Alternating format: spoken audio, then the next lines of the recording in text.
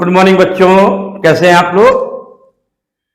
तो चलिए आज हम लोग पढ़ेंगे कक्षा 8 विषय गणित इकाई 1।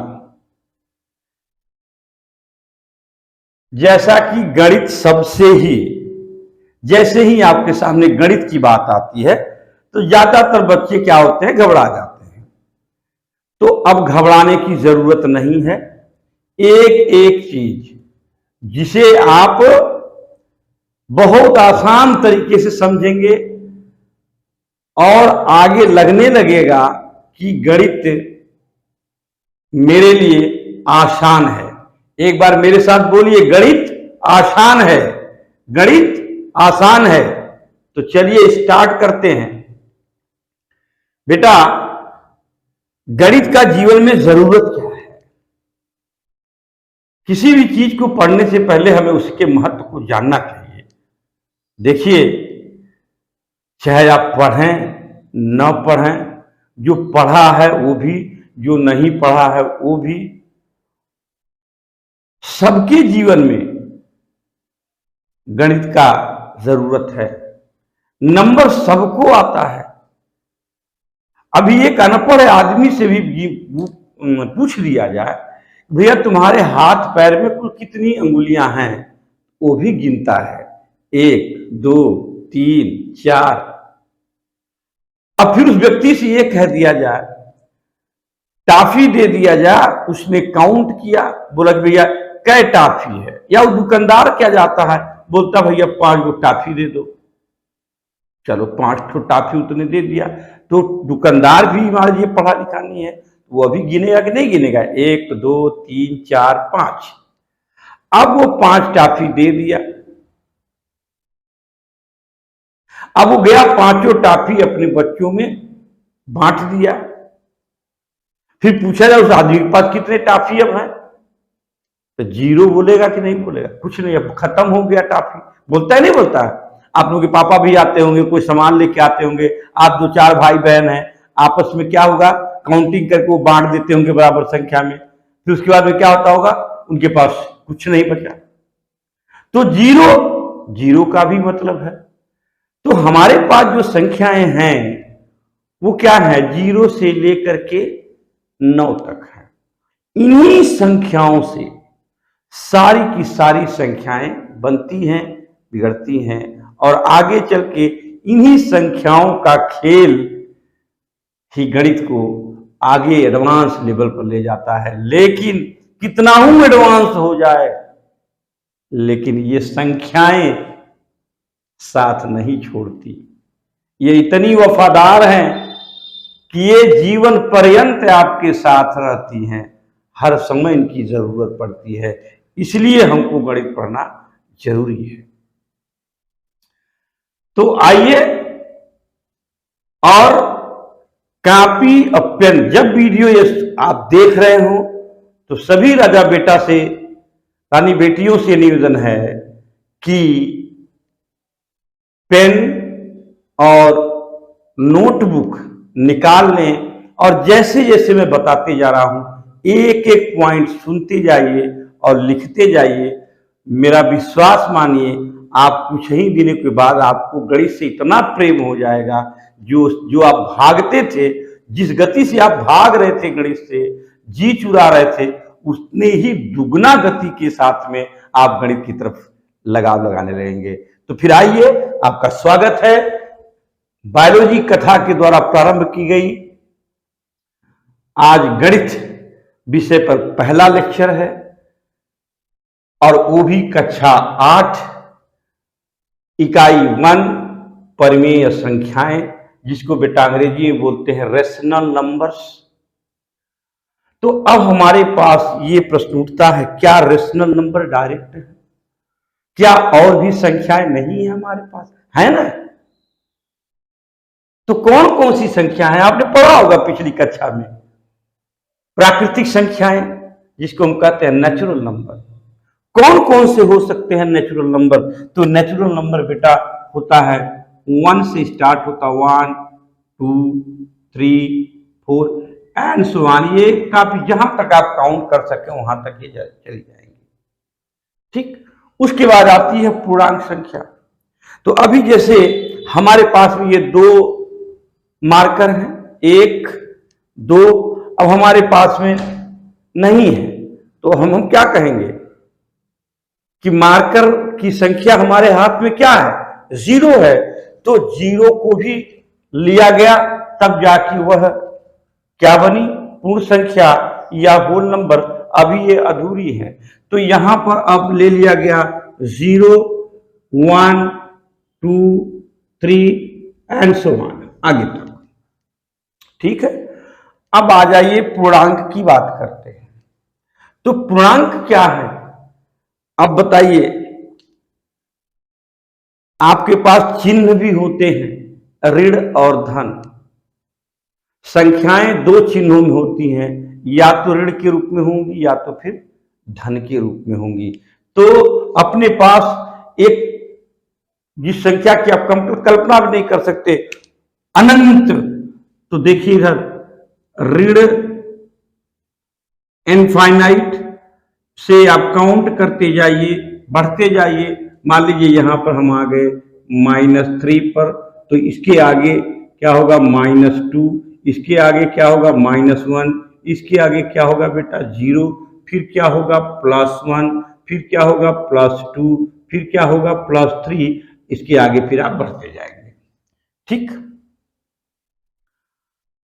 अब परिमेय संख्या की बात पे आ जाइए। तो परिमेय संख्याएं क्या होती हैं? परिमेय संख्याएं वे संख्याएं हैं जितनी भी संख्याओं को P/Q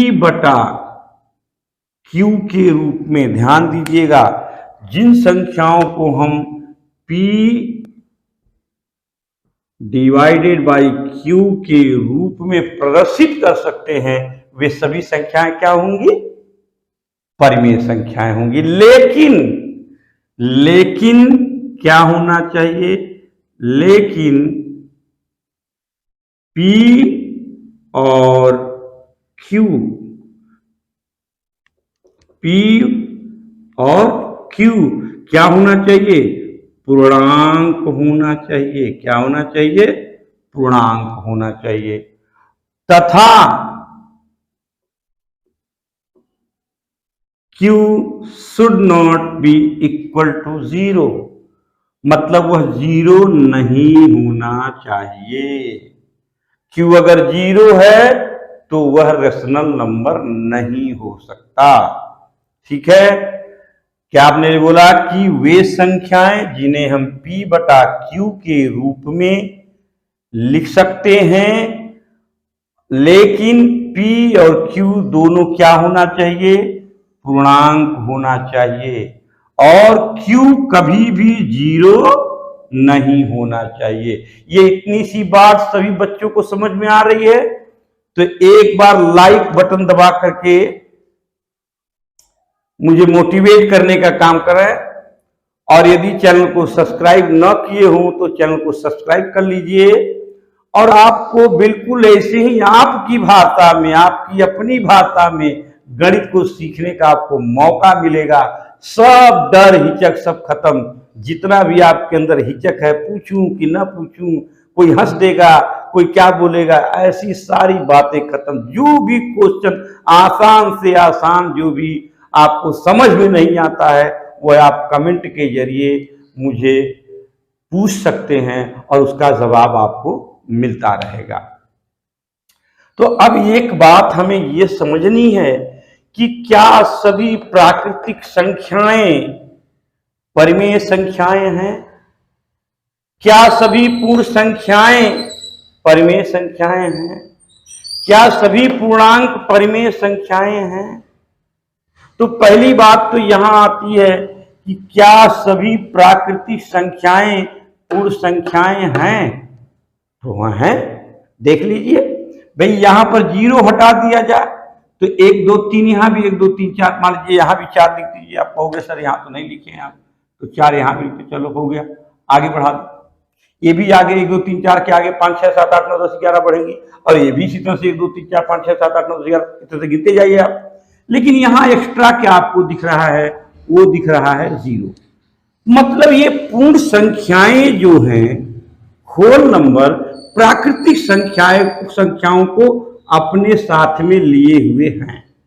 ठीक है बेटा, लेकिन क्या मैं कहूं कि सभी पूर्ण संख्याएं प्राकृतिक संख्याएं हैं? ये स्टेटमेंट अगर दे दिया जाए कि सभी पूर्ण संख्याएं प्राकृतिक संख्याएं हैं, तो क्या यह सत्य होगा? आप बोलेंगे हाँ सर, 1 2 3 4 यहां भी 1 2 3 सभी हैं। सभी प्राकृतिक संख्याएं पूर्ण संख्याएं हैं, लेकिन सभी पूर्ण संख्याएं प्राकृतिक संख्याएं नहीं हैं, क्योंकि 0 भी तो आपका क्या है, पूर्ण संख्याएं हैं, लेकिन वह प्राकृतिक संख्या नहीं है। क्लियर? अब यहां पूर्णांक पे आ जाइए, तो पूर्णांक भी बात करते हैं। बेटा यहां देखो आप, माइनस इनफाइनाइट से लेकर के हम आगे बढ़ते गए, तो -3 -2 -1 0 1 2 3। अब आप देखो जरा, यहां जब पूर्णांक संख्या की बात करते हैं तो देखो, ये 0 से लेकर के 1 तक, ये 0 से लेकर 1 तक ये पूरा होल नंबर है, और यहां से यहां तक क्या है, 1 2 3 4 प्राकृतिक संख्या, 0 होल पूर्ण संख्या। तो मतलब हम ये कह सकते हैं कि जितनी भी पूर्णांक हैं, जितने भी पूर्णांक हैं, वे सभी पूर्ण संख्याएं भी हैं, वे सभी प्राकृतिक संख्याएं भी हैं। ठीक है, ये कह सकते हैं कि सभी पूर्णांक, क्या सभी पूर्णांक पूर्ण संख्याएं हैं? हो सकती हैं, बिल्कुल हो सकती है। क्या सभी पूर्णांक, क्या ये हैं सभी पूर्णांक? नहीं है। तो सभी प्राकृतिक संख्याएं, सभी प्राकृतिक संख्याएं पूर्णांक हैं, लेकिन सभी पूर्णांक प्राकृतिक संख्याएं नहीं हैं। इसी तरह से ये देखिए कि पूर्ण संख्याएं, देखिए पूर्ण संख्याएं इसमें हैं, लेकिन क्या ये वाले नंबर इसमें हैं? नहीं है। तो क्या आप कह सकते हैं कि सभी पूर्ण संख्याएं पूर्णांक होती हैं? तो हाँ, कह सकते हैं। लेकिन ये पूछा जाए कि क्या सभी पूर्णांक पूर्ण संख्याएं हैं? तो नहीं, क्योंकि यहां -3 -2 -1 ये इसमें नहीं है। अब परिमेय संख्या की बात करते हैं, तो अब आप देखो, 0 को भी ले सकते हो, 1 भी हो सकता है, 2 भी हो सकता है, 3 भी हो सकता है, -4 -5। अब बोलोगे सर इसमें क्यों कहा है? तो बेटा ये बताओ, इसको 1 कर सकते नहीं कर सकते, इसको बटा 1 कर सकते, इसको बटा 1 कर सकते, इसको भी बटा 1 कर सकते हैं। P/Q के रूप में होगा कि नहीं बोला? अब बोलोगे आप सर इधर तो 0 लिखे हुए हो, तो भैया 0 यहाँ P है, Q नहीं है, Q का मान 1 है। यहाँ शर्त क्या लिखी है? Q को 0 नहीं होना चाहिए, P 0 हो सकता है, क्योंकि लिखा है यहाँ P और Q क्या है, पूर्णांक होना चाहिए, और पूर्णांक में 0 आता है। ठीक है, तो आइए एक बॉक्स के जरिए समझते हैं, बिल्कुल मैजिक बॉक्स जो आपको जादूगर दिखाता रहता है, आप समझ नहीं पाते। 2 है, ठीक है, 1 है, तो ये सभी क्या है? परिमेय संख्या। जैसा मैंने बताया अभी कि जिन संख्याओं को P/Q के रूप में लिखा जा सके, जिसमें Q का मान 0 नहीं होना चाहिए। ठीक है, तो सभी इंटीजर्स क्या हैं? सभी इंटीजर्स क्या हैं? आपको देखिए, सभी इंटीजर जितने भी पूर्णांक है, सभी के सभी क्या है? क्या है? सभी परिमेय संख्याएं हैं। अब यहां देखिए बॉक्स बड़ा है, ये बड़ा वाला बॉक्स सबको समा लिया है अपने अंदर। बड़ा वाला बॉक्स ये पूर्णांक वाले डिब्बे को भी अपने अंदर रखा है।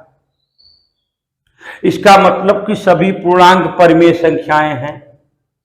ये बड़ा वाला, सबसे बड़ा वाला बॉक्स, अब ये पूर्णांक वाला बॉक्स जो है, ये पूर्ण संख्याओं वाले बॉक्स को भी अपने अंदर लिए हुए है। तो सभी पूर्ण संख्याएं पूर्णांक हैं, लेकिन सभी पूर्णांक पूर्ण संख्याएं नहीं होती। फिर उसी तरह से आ जाइए प्राकृतिक संख्याएं, प्राकृतिक संख्याओं वाला बॉक्स। देखिए यहां सभी प्राकृतिक संख्याएं पूर्ण संख्याएं हैं, लेकिन सभी पूर्ण संख्याएं कभी भी प्राकृतिक संख्याएं नहीं हो सकती। सब कुछ ऐसा मैंने नहीं कहा कि सभी, देखिए सभी पूर्ण संख्याएं, क्या सभी पूर्ण संख्याएं प्राकृतिक संख्याएं हैं? नहीं, क्योंकि यहां जीरो भी है, जीरो प्राकृतिक संख्या नहीं होती, क्योंकि बड़ा डब्बा छोटे डब्बे में कभी नहीं आ सकता। तो छोटे डब्बे में नहीं आ सकता तो बड़ा डब्बा वाला चीज ये कैसे हो सकता है? हर चीज क्या हो सकता है? 1 2 3 पूर्ण संख्याएं जो 1 2 3 हैं ये प्राकृतिक संख्याएं तो हैं। मतलब हम कह सकते हैं कि सभी प्राकृतिक संख्याएं पूर्ण संख्याएं हैं, लेकिन सभी पूर्ण संख्याएं प्राकृतिक संख्याएं नहीं है। ठीक है बेटा, ये समझ में आ गया? तो एक बार इसे पुनः आप नोट बनाइए। जो पहली इकाई है बेटा गणित की वो क्या है? परिमेय संख्या है। हमने कहा कि परिमेय संख्याएं वे संख्याएं होती हैं जिन्हें हम P बटा Q के रूप में लिख सकते हैं, जिसमें कि P और Q क्या होना चाहिए? पूर्णांक होना चाहिए। ठीक है बेटा, लेकिन Q कभी भी जीरो नहीं होना चाहिए। अगर इन शर्तों को पूरा करता है तो वो दी गई संख्या क्या है? वो परिमेय संख्या है या फिर रैशनल नंबर्स है। ठीक है, चलिए तो इसकी पहली संक्रिया क्या है? योग है। परिमेय संख्याओं का हम लोग पहले कौन सी संक्रिया करेंगे? परिमेय संख्याओं का योग। पहला हम लोग उठाते हैं परिमेय संख्याओं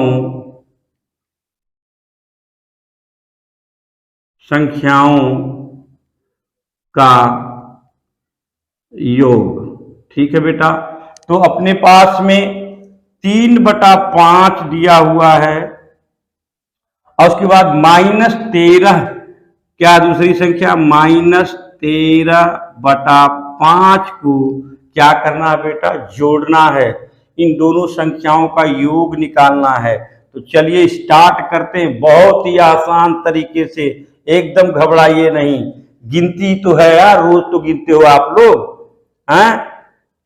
मैथ से घबराना बंद कर दो, एकदम यूं छड़ी की तरह से बिल्कुल जादू की झप्पी लगेगी, खट से याद हो जाएगा, सब समझ में आ जाएगा। चलो तो आप यहां से स्टार्ट करते हैं 3/5। ये पहला हमको रेशनल नंबर दिया है 3/5। दूसरा क्या है बेटा? हमें जोड़ना है प्लस, यहां पर माइनस दिया है तो इधर -13/5, इसको हम क्या करते हैं? ब्रैकेट में कर देते हैं। ठीक है बेटा, तो ब्रैकेट में कर देंगे। देखो एक पद तो ये है, दूसरा पद ये है। धन और ऋण चिन्ह के अगल बगल जो होते हैं वह पद के रूप में होते हैं। ठीक है,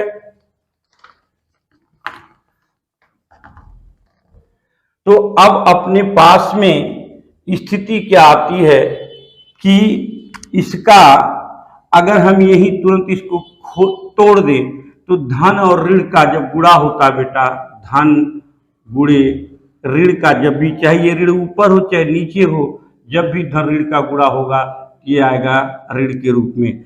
तो 3/5 ऋण 13/5, ये इतना तक क्लियर है। चलो बेटा, अब हम लोग थोड़ा इसको नीचे दिक्कत हो सकती है, न दिखाई दे, तो इसको ऊपर से शुरुआत करते हैं।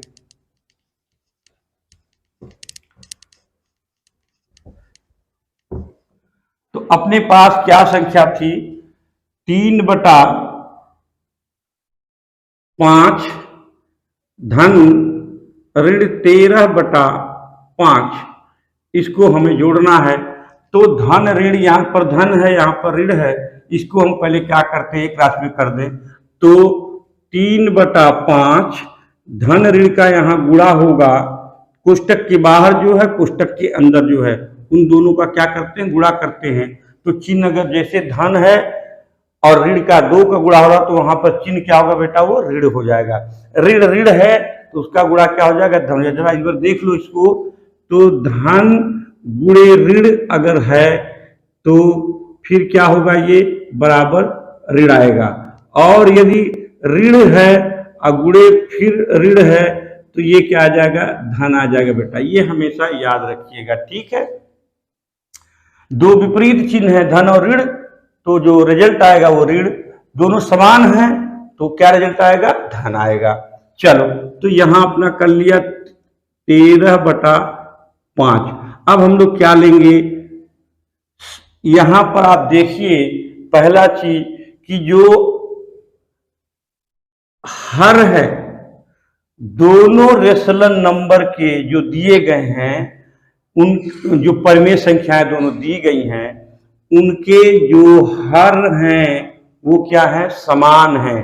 तो समान हर हैं तो उनका जो एलसीएम आएगा वो भी क्या आ जाएगा, उतना ही आएगा जितना कि हर होता है। यहाँ 5 है, यहाँ भी 5 है, तो इनका एलसीएम क्या आएगा, 5 आएगा।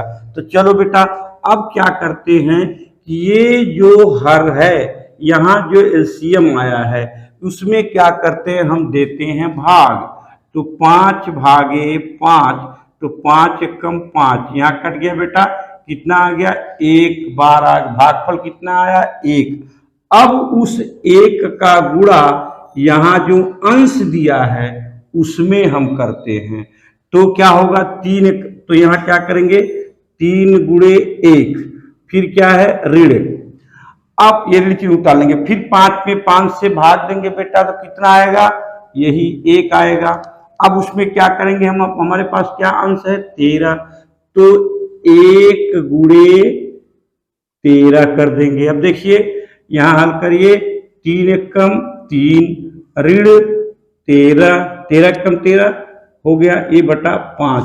अब देखो बेटा, यहाँ बड़ी संख्या 13 है, छोटी संख्या 3 है, और ऋण चिन्ह किसके आगे लगा है, बड़ी संख्या के आगे लगा है। तो इसमें थोड़ा सी घबराते हैं बच्चे, तो यहाँ क्या करना है, 13 कर देना है, और 3 इसमें से बड़ी संख्या में से पहले छोटी संख्या को आप घटा लीजिए, ठीक। तो 3 में से 3 गया 0 और 1 उतर गया।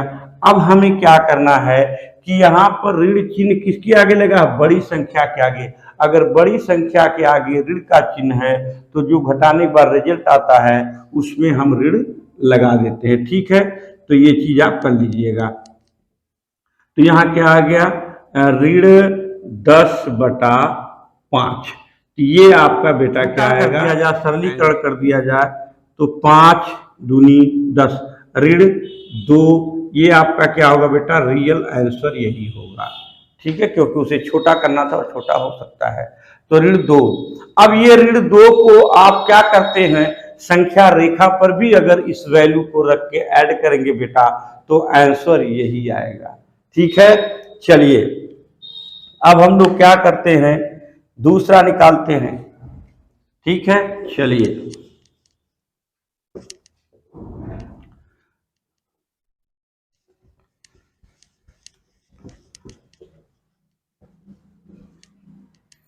अब हम फिर क्या कर रहे हैं, दूसरी एक संख्या दिया है 4/7 धन 8/7, 8/7। यहां भी आप देखो बेटा, ये क्या है, हर यहां भी क्या है, बराबर हैं। तो हर बराबर हैं, तो चलिए ये अपना हर का जब बराबर है तो उनका एलसीएम भी क्या आएगा, वही आएगा। अब साथ में फिर हम लोग क्या, फिर बच्चों देखो छोटी छोटी चीज आप यही गलतियां करते हो, घबरा जाते हो कि यहाँ कैसे क्या। अब ये जो हर है इसका पहले परिमेय संख्या का हर 7 है, दूसरे परिमेय संख्या का भी हर 7 है। जो एलसीएम आया है उसमें इस हर से भाग दो, 7 इकाइयां 7, 1 कट गया बेटा, 1 आ गया। तो अब 1 में इसका हम गुणा करेंगे, तो 1 गुणे 4, धन क्या आ जाएगा बेटा, फिर 7 है, तो इस 7 में इस 7 से फिर भाग दीजिए, 1 आएगा। फिर यहाँ क्या होगा, 1 गुणे 8 होगा। तो बोलो बेटा कितना आएगा इधर, ये आएगा 4 एकम 4 और धन 8 एकम 8 बटा के 7। अब इसको हम लोग मिटा दें। चलो बेटा, तो ये हो गया, कितना हो गया 8 4 12 बटा के 7। ठीक है, ये आपका कितना आ गया 12 बटा के 7। ये आपका आंसर आ गया बेटा। ठीक, उसके बाद इसी तरह दूसरा सवाल है एक और, वो क्या है देख लिया जाए जरा। 5 बटा 9 5 बटा 9 और धन ऋण 4 बटा 9। तो इसे कोष्टक में कर लीजिए, क्योंकि धन ऋण यहाँ पर चिन्ह है, तो इसको सरल कर लीजिए पहले। तो सरल करने के लिए और 5 बटा 9 उतार लिया बेटा। अब ये धन और ऋण का गुणा हो जाएगा तो ऋण हो जाएगा, जैसा अभी मैंने जस्ट बताया, यहाँ देखिए लिखा हुआ है। तो यहाँ पर 4 बटा क्या हो गया बेटा 9 हो गया।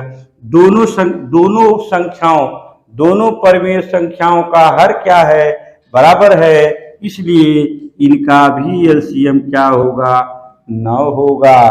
तो अब 9 में 9 से भाग देंगे, फिर देख लिए 9 भागे 9, 9 एकैया 9 कट गया बेटा। तो एक आया, तो 1 गुणे 5 और ऋण, फिर 9 में 9 का भाग दिया तो 1 आया, तो 1 गुणे 4। तो बराबर क्या हो गया बेटा 5, 5 एकम 5 और ये ऋण चिन्ह 4 एकम 4 बटा के 9 बराबर क्या हो गया बेटा 1 बटा 9। तो ये आ गया बेटा आपका आंसर आ गया। ठीक है, नोट कर लीजिए इसको। एक एक सवाल करते हैं, ये बिल्कुल घबराने की जरूरत है, सब कुछ आपके हाथ में होगा और आप बोलेंगे कि मैथ आसान है, मैथ आसान है। ये बोलते नजर आएंगे आप, गांव गांव गली गली अपने दोस्तों मित्रों यारों सबसे बोलते नजर आएंगे। सूत्र मैथ पे निकल सकता है कि क्या है कि समान हर वाली परिमेय संख्याओं का योगफल क्या होता है। एक सूत्र यहां निकल के आ रहा है क्या कि समान हर वाली, घर वाली नहीं, समान हर वाली, समान हर वाली परिमेय संख्याओं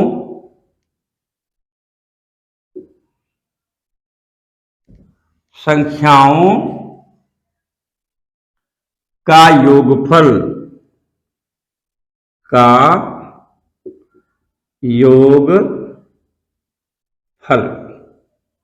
ठीक है बेटा। तो वो क्या होगा बराबर, जरा देख लो। ये होगा कि परिमेय संख्या के अंशों का योग क्या रहा है, परिमेय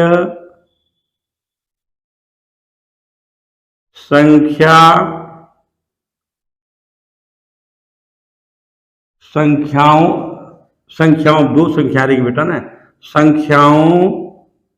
परिमेय संख्याओं के अंशों का योग। ठीक है, परिमेय संख्याओं के अंशों का योग बटा के क्या आएगा, बटा के समान हर, बटा के समान हर। अब जरा देख लो सिंपल करके, एक जादू की झप्पी वाला देखो इधर, 4 बटा 7 धन 8 बटा 7। तो ये क्या बोल रहा है, समान हर वाली। तो ये दोनों क्या है, समान हर वाली हैं। तो क्या करना है, इनका योगफल निकालना है। तो कह रहा कि परिमेय संख्याओं के अंशों का योग, परिमेय संख्या एक 4 बटा 7 है, दूसरी क्या है 8 बटा 7 है। इसका अंश क्या है 4 और इसका अंश क्या है 8। तो बेटा 4 धन 8, अब बटा क्या क्या है, समान हर बोल रहा है, तो समान हर क्या है 7 है। तो बराबर क्या आ गया बेटा, ये 12 बटा 7। ये आपका आंसर आ गया। ठीक है, आप इसको हल भी करेंगे तो वही आएगा। देखिए मैं दिखाता हूं भी हल करके। देखिए 4/7 धन 8/7, एलसीएम लेंगे 7, 7 से 7 पे भाग देंगे 1 आएगा, तो 1 गुणे 4 रखेंगे धन, फिर 7 से 7 भाग देंगे तो 1 आएगा, फिर 1 गुणे 8 रखेंगे, देखो क्या आया 4 धन 8 बराबर 7, बराबर क्या आ गया 12/7। देखो इस तरह से लगाया आपने तब भी 12/7 आया, और यहाँ भी देखिए 12/7 आया। इसका मतलब कि यह सूत्र एकदम बिल्कुल परफेक्ट है। इस सूत्र के अनुसार जब कभी भी देखिएगा कि दो परमेय संख्याएं दी हुई हैं, दो, ठीक है, और उनका योग करना है, तो उसके बाद जो Q का मान है वहां दोनों के Q का मान बराबर है, मतलब कि वह हर जो दोनों संख्याओं के हर हैं, दोनों परमेय संख्याओं के हर अगर समान है, उनको सीधे सीधे आप जोड़ दीजिएगा। इधर क्या कौन जोड़िएगा, ऊपर के अंशों को सीधे जोड़ करके नीचे एक हर लिख दीजिएगा, ठीक है, चाहे जो कुछ भी हो वो वही आपका आंसर होगा। अगर अंश हर में कट जाता है कोई, उसको काट के और छोटा कर दीजिएगा, वह आपका आंसर हो जाएगा। तो देखिए बेटा कितना आसान तरीके से आपको समझाया गया, और आप एकदम बिल्कुल मजबूती के साथ में इसको देखें और अपने नोटबुक पर नोट किए, इसके लिए आपको धन्यवाद। और एक एक वीडियो को जो भी मैं देते जाऊं उसको देखते जाइए, और ये तभी संभव होगा कि जब आप इस चैनल को सब्सक्राइब कर देंगे। चैनल को सब्सक्राइब कर देंगे तो जैसे जैसे चैप्टर वाइज एक्सरसाइज वाइज मैं बनाता जाऊंगा, आपको नोटिफिकेशन पहुंचता रहेगा, और आप गणित में एक अच्छी पकड़ बना लेंगे, और फिर कहना शुरू कर देंगे गणित आसान है। Thank you.